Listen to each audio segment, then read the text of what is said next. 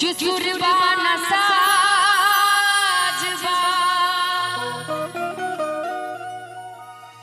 नगला में आवाजबा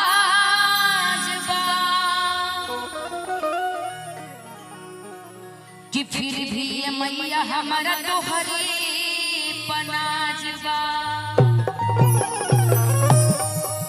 कि जाना तारी मैया तू तो बड़ू भोली हो आज भी आवे लदर पे खाली हाथ मैया त तू भरेलू खाली झोली हो। भोजपुरी समझ में आवेला नहीं बोले बोल के पक्का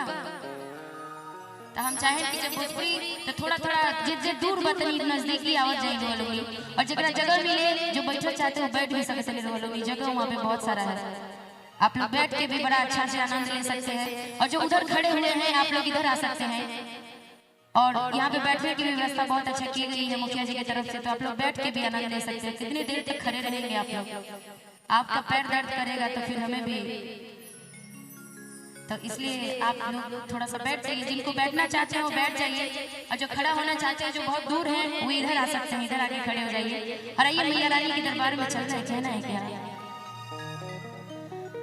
एक औरत माँ के दरबार में जाती है माँ से बोलती है कि माँ मैं एक औरत होने के नाते एक बेटी होने के नाते माँ मुझे बस आपसे इतनी ही विनती है माँ कि जब मैं ससुराल जाऊं तो मेरे साथ ससुर को बनाए रखना जब मैं मायके आऊं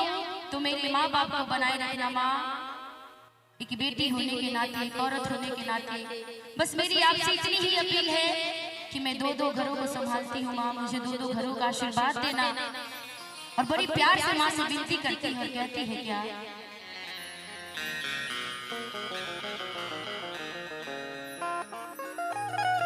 और इस गाने की फरमाइश है इसके लिए बहुत बहुत धन्यवाद।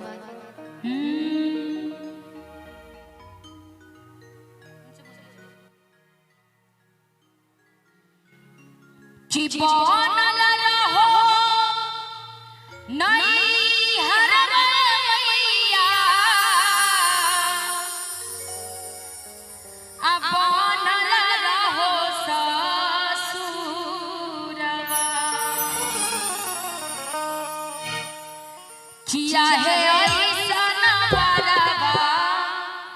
आदिहा तू मैया आसा जला रहो से नूरवा। समझ में आया। एक औरत माँ के दरबार में जाती है एक हर लड़के की ख्वाहिश होती है कि उसकी पति बहुत अच्छे मिले होती है ना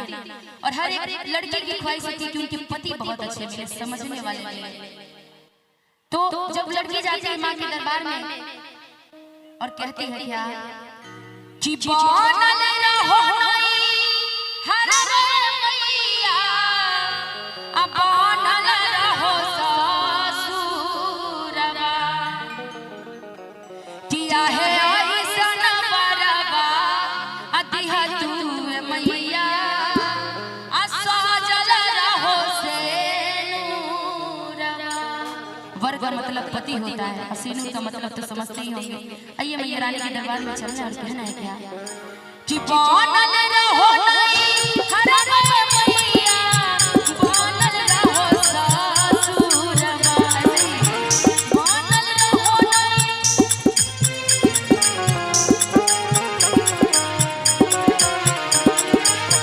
बनल रहो हर मैया बनल रहो ससुरवा